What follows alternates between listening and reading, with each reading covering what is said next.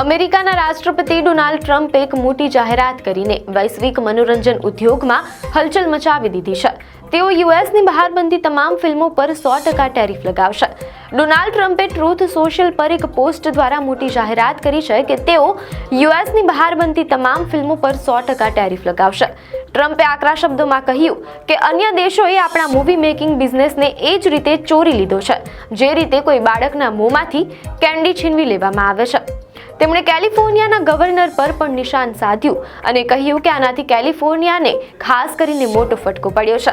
આ લાંબા સમયથી ચાલી રહેલી ક્યારેય ન સમાપ્ત થતી સમસ્યાને ઉકેલવા માટે જ આ પગલું લેવામાં આવ્યું હોવાનું ટ્રમ્પે જણાવ્યું હતું.